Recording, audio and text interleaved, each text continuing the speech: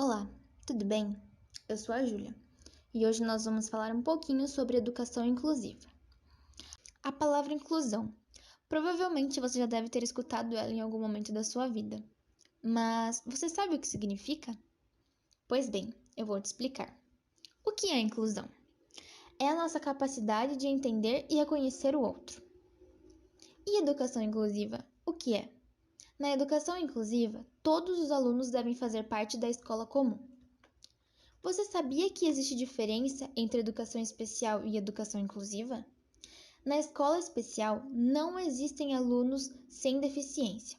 Teoricamente, essas escolas têm o conhecimento da educação especial, se transformam em centros de recursos para apoiar o ensino inclusivo em todas as escolas que estão na sua região, com professores itinerantes e materiais pedagógicos. A diferença está no termo inclusiva. Na escola inclusiva, todos os alunos com e sem deficiência têm a oportunidade de conviverem e aprenderem juntos. A inclusão promove a diversidade.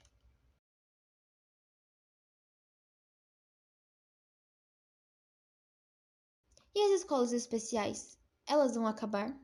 Na Itália, desde 1977, todas as escolas especiais foram abolidas, o que obrigou o encaminhamento de todos os estudantes com deficiência para o sistema regular de ensino. As escolas especiais não foram abolidas no Brasil. O que é escola inclusiva no Brasil? No Brasil, uma escola inclusiva é uma escola comum que recebe a todos, independente das diferenças. Porém, a maioria das escolas regulares no Brasil não estão preparadas para receberem e ensinarem os alunos com deficiência, devido a problemas de infraestruturas e formação profissionais da equipe. A realidade da educação inclusiva no Brasil, qual é? No Brasil, o aluno com deficiência está matriculado na escola regular, mas, dependendo da sua necessidade, pode precisar frequentar também uma escola especial para ter entendimento educacional especializado. Isso mesmo, o famoso AEE, Atendimento Educacional Especializado, pode acontecer fora da escola regular. Por isso, as escolas especiais ainda existem e são mantidas. O atendimento educacional especializado da escola especial não substitui a escola comum. A escola especial passa a complementar e apoiar o ensino regular na formação de alunos com necessidades especiais. Essa parceria entre a escola comum e as escolas especiais ou centros de atendimento educacional especializado não acontecem por acaso. Isso está previsto pelo MEC na Política Nacional de Educação Especial. O quadro a seguir ilustra como se deve entender e ofertar os serviços da educação especial, como parte integrante do sistema educacional brasileiro, em todos os níveis de educação e ensino. Você sabia que existem 3 desafios muito grandes da escola inclusiva? Vou te contar eles. O primeiro é fortalecer a formação dos professores, para entender a inclusão, os direitos do aluno e os deveres da escola e do Estado, estabelecendo assim uma meta a ser alcançada, tanto para o professor quanto para a escola. Todos precisam entender por que a diversidade é importante e que é possível sim incluir onde, quando, como, com que e com quem devemos ajudar os nossos alunos. O segundo é criar uma rede de apoio entre alunos, docentes, gestores escolares, famílias e profissionais especializados, fisioterapeutas, psicopedagogos, psicólogos e fonoaudiólogos, médicos também. Todos devem estar envolvidos no processo trabalhando como uma equipe para proporcionar ao aluno a melhor experiência escolar e de vida que ele possa ter. E o terceiro é a reestruturação, eliminação das barreiras arquitetônicas, físicas e barreiras no currículo, pedagógicas, como propostas curriculares diversificadas, flexíveis e abertas. Para isso, é preciso entender também as possibilidades das tecnologias assistivas. A educação inclusiva no Brasil está em fase de implementação. São muitos os desafios da educação inclusiva que precisam ser enfrentados, mas as iniciativas e as alternativas realizadas pelos educadores são fundamentais. Por isso, não desista, aguente firme, você não está sozinho. Inclusão, o privilégio de conviver com as diferenças. Oi, gente! Hoje eu vou falar um pouquinho do transtorno do espectro autista. Bom, gente, que é conhecido mais como autismo. O transtorno do espectro autista, ele engloba diferentes condições marcadas por perturbações do desenvolvimento neurológico com 3 características fundamentais, que podem manifestar-se em conjunto ou isoladamente. Entre elas são dificuldade de comunicação por deficiência no domínio da linguagem e no uso da imaginação para lidar com jogos simbólicos, dificuldade de socialização e padrão de comportamento restritivo e repetitivo. Também é chamado de desordens do espectro autista, que recebe o nome de espectro porque envolve situações e apresentações muito diferentes uma das outras, numa gradação que vai da mais leve à mais grave. Todas, porém, em menor ou maior grau, estão relacionadas com as dificuldades de comunicação e relacionamento social. Bom, gente, agora eu vou falar um pouquinho dos sinais de autismo. Seria brinca ou uso de brinquedos de forma incomum, dificuldade de se relacionar com crianças da mesma idade, choro ou risadas inapropriadas, sensibilidade a alguns sons, apego a objetos diferentes, fala ruim ou ausência de fala, dificuldade em lidar com alterações de rotina, falta de consciência do perigo, não mantém contato visual e resiste ao aprendizado. Agora eu vou falar da epidemiologia sobre o autismo. No mundo, 1% da população tem autismo. Mais de 2 milhões no Brasil possuem o autismo. O autismo ele é mais frequente em meninos. Em 25% é meninas e 75% são meninos que possuem o autismo. De 45% a 60% tem algum grau de deficiência intelectual. Não há um único marcador biológico. De 70% a 95%, alterações sensoriais. 20% a 30% são não verbais, 20% a 25% têm rotresso na linguagem. De 3 a 19, o TA é entre irmãos. Então, é basicamente isso. As possíveis causas do autismo, acredita-se que o autismo ele seja causado por combinação de fatores, como genética, ambiental, doenças na gravidez, agentes químicos, como influência genética, vírus, toxinas e poluição, intolerância imunológica, infecções virais e grandes doses de antibióticos nos primeiros 3 anos, metais pesados, desordens metabólicas. Agora vamos falar um pouquinho do tratamento. O tratamento ele deve ser feito por uma equipe multi-interdisciplinar, ou seja, tratamento médico e tratamento não médico. O tratamento médico ele é formado por pediatra, neurologista, psiquiatra e dentista. O tratamento não médico é formado por psicólogo, fonoaudiólogo, pedagogo, terapeuta ocupacional, fisioterapeuta e orientador da família. Gente, a família ela precisa ter um envolvimento total e deve procurar uma fonte de apoio que pode ser um terapeuta, um amigo, uma religião e lembrar que o autismo é para sempre. E, gente, o autismo não é uma sentença de morte. Nós precisamos quebrar esse tabu, esse preconceito. E os familiares, eles devem procurar e se informar ao máximo, o máximo possível sobre o autismo para poder auxiliar o tratamento.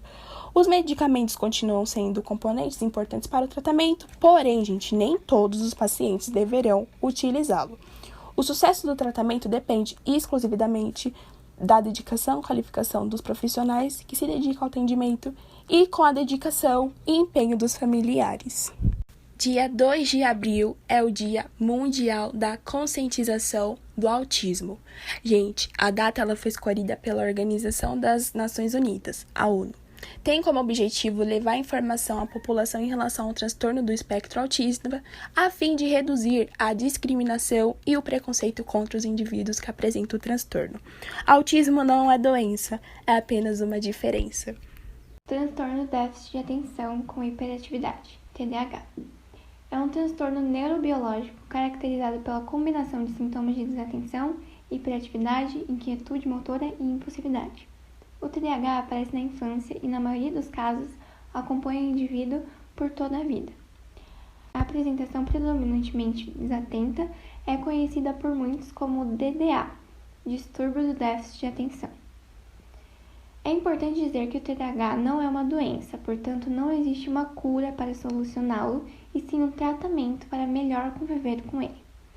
Os sintomas de TDAH podem se manifestar no início da infância, no entanto, o diagnóstico pode ficar mais evidente a partir do momento que a criança vai para a escola, pois a criança com TDAH pode apresentar dificuldade em prestar atenção à aula, responder as questões sem terminar de ler e não conseguir ficar parado. Sintomas. Em primeiro lugar, é necessário que a pessoa apresente um padrão persistente de desatenção e/ou hiperatividade e impulsividade, que interfira no funcionamento e no desenvolvimento. Alguns desses sintomas estão: deixar de prestar atenção a detalhes ou comete erros por descuido em atividades escolares, de trabalho ou durante outras atividades, ser facilmente distraído por estímulos externos. Para adolescentes mais velhos e adultos, pode incluir pensamentos não relacionados, ser esquecido em relação a atividades cotidianas. Tipos. O TDAH pode apresentar com sintomas de desatenção e hiperatividade ou impulsividade. De acordo com a quantidade desses sintomas, podemos classificar o TDAH em 3 subtipos. A apresentação combinada. Se tanto os critérios de atenção e hiperatividade são preenchidos nos últimos 6 meses, predominantemente desatento, quando os critérios de desatenção é preenchido nos últimos 6 meses, mas os critérios de hiperatividade não são. E predominantemente hiperativo e impulsivo, quando os critérios de hiperatividade é preenchido nos últimos 6 meses, mas os critérios de desatenção não são. Além disso, a pessoa pode ter 3 diferentes graus de TDAH: leve, moderado ou grave.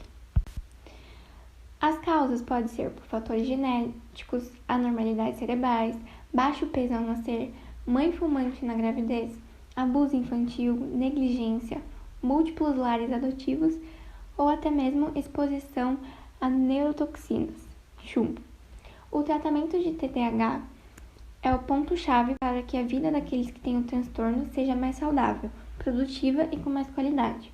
Por isso, é imprescindível que os sintomas sejam logo identificados e tratados corretamente. Medicamentos, terapia ou apoio.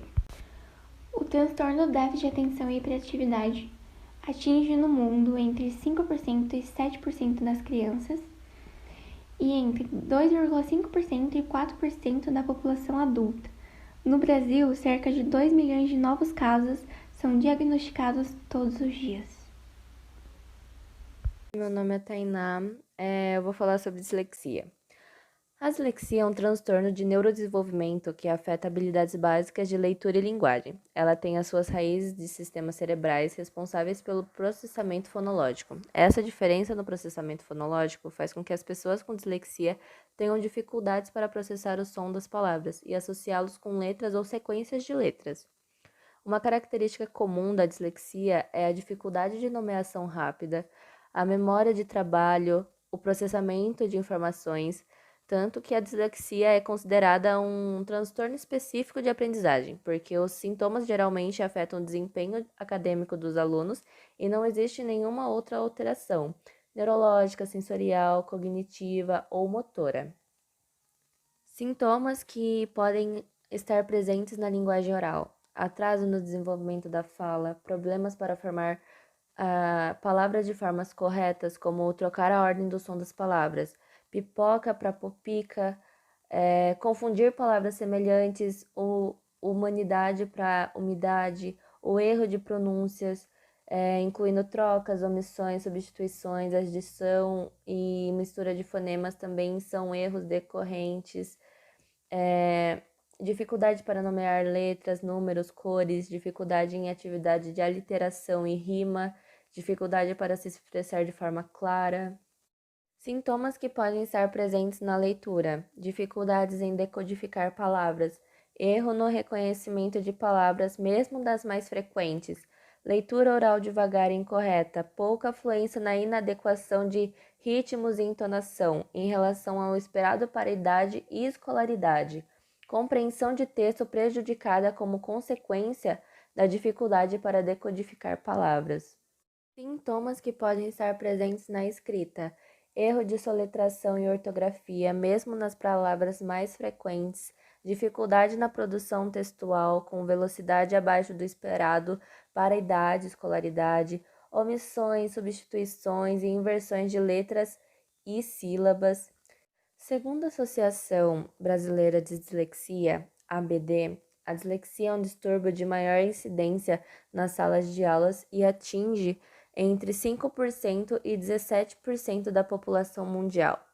A ABD define dislexia como um distúrbio ou transtorno de aprendizagem na área da leitura, escrita e soletração. Olá, meu nome é Alane e hoje eu vou falar um pouco sobre a Síndrome de Tourette. O que é a Síndrome de Tourette? É um distúrbio neuropsiquiátrico caracterizado por tiques múltiplos, motores ou vocais, que persistem por mais de um ano e geralmente se instalam na infância. Na maioria das vezes, os tiques são de tipos diferentes e variam no decorrer de uma semana ou de um mês para outro. Em geral, eles ocorrem em ondas com frequências e intensidades variáveis. Pioram com o estresse.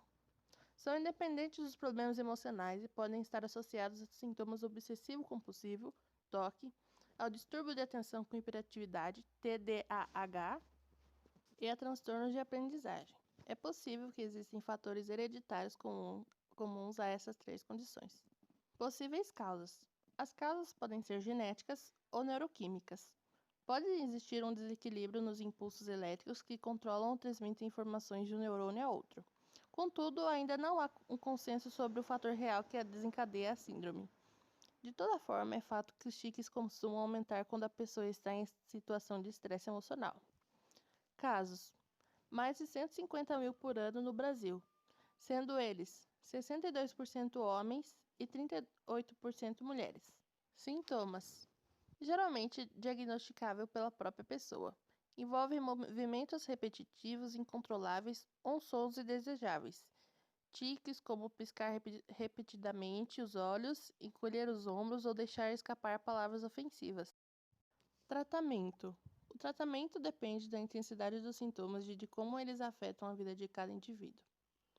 Alguns vão se dar bem com as medicações controladas. Em alguns casos, será preciso lidar com a ansiedade e o estresse. Algumas estratégias, como a meditação, podem amenizar os sintomas. O acompanhamento com um psicólogo é fundamental para a melhor eficácia do tratamento. O diagnóstico de outros sintomas e o aumento do bem-estar na vida do indivíduo. A pessoa com a síndrome de Tourette pode levar uma vida normal, com grande diminuição dos tiques, se bons recursos forem aplicados. Dessa forma, não negligencie sua saúde mental. Olá, tudo bem? Meu nome é Beatriz, sou formada em Pedagogia. Vim aqui comentar um pouco com vocês sobre a rica experiência da educação inclusiva. Dei início em 2014, no meu primeiro ano de estágio, do qual eu tive o prazer de estar perto, né, conhecendo, identificando os caminhos a ser percorridos, né, e estar dentro e estar participando dessa educação, da qual eu não só ensinei, quanto eu aprendi. Essa educação inclusiva, primeiramente, inclusão é incluir. Incluir esse aluno com necessidades especiais a uma escola regular, a escola regular da qual os alunos não têm nenhuma necessidade especial, né? E esse aluno ele só não aprende, como também ensina a todos os outros. E falando dessa importância de ensinar todos os outros, eu estou me referindo à empatia, né? A empatia da qual os outros alunos precisam ter, porque é muito importante isso. E com isso, com a empatia não só dos alunos, também dos professores, porque como eu posso dizer, né, a minha formação inicial em pedagogia não traz tantos conhecimentos assim para a educação inclusiva, pois eu tive que fazer cursos especializantes, né, para que eu pudesse compreender um pouquinho melhor cada necessidade aí de cada aluno. Claro, com certeza, cada aluno não é igual a nenhum outro, né? Como nós não somos iguais. E eles também, as necessidades específicas deles também não são iguais. Então, nós precisamos entender primeiro um contexto para depois realizar esse trabalho. Qual é o trabalho? O trabalho de ter uma professora junto com esse aluno o tempo todo, né? O tempo de aula, estar junto, né? Se for um aluno que tem necessidades cognitivas, estar junto, adaptando esse conteúdo para que ele possa estar andando no mesmo caminho e compreendendo o que os outros demais da sala estejam aprendendo também. O professor em si, que está, né, à frente, explicando a todos, explica um conteúdo aqui. o aluno que tem essa necessidade especial cognitiva, ele está aqui. Esse professor que é de educação inclusiva, no caso do meu trabalho, eu faço com que este aluno chegue até o professor, até os outros alunos, e os outros alunos não precisam descer, né? Não precisam ir até eles, e sim, eu faço com que esse aluno chegue a esse conhecimento e compreenda o que esse grupo está falando, né? Por isso é chamado de adaptação. Então, a gente adapta todo o conteúdo para que eles consigam acompanhar a turma, né? E essa diferença da escola inclusiva com a especial é justamente isso. A especial, no caso, seriam só esses alunos que têm alguma necessidade especial, seja ela auditiva, visual, cognitiva, motora. E agora a inclusiva não. Na verdade, as escolas especiais estão sendo deixadas um pouco de lado para serem inseridas no quê? Na inclusiva, da qual a gente pode incluir esse aluno com toda a sociedade, né? Para que a sociedade entenda da qual é a especialidade do que nós podemos fazer para ajudá-los, né? Para entender um pouquinho melhor. Em cursos para que me ajudasse nesse meio foi, né, o AEE, que é Atendimento Especial Especializado, foi o TEA, Transtorno do Espectro Autista, e também Libras, né? Quando eu tenho esse meu aluno surdo, quando eu estou me comunicando com ele, estou transmitindo, fazendo a tradução, né, interpretando a ele o que está acontecendo na sala, não é só eu que trabalho com esse aluno. Se ele está incluído, eu preciso incluir ele à sociedade, aos demais alunos que estão ali. Então, é preciso que a escola também ofereça aulas para que esses alunos possam se comunicar também, é um meio de comunicação, né? Como que esse aluno vai ficar ali perdido? Como que é incluir se eu excluo ele dos outros alunos? Então, é essa a minha maior dificuldade. É mostrar e dar esse aprendizado para os demais alunos também, para que eles possam compreender como é que eles podem chegar até ele, porque não basta só eu colocar o aluno dentro dessa sala e falar, pronto, está incluído. Não está, né? Não está incluído só porque a professora está fazendo a adaptação, ele precisa ser incluído socialmente também, em conversar, né? Em estar perto, em trocar as ideias, de expor as suas ideias.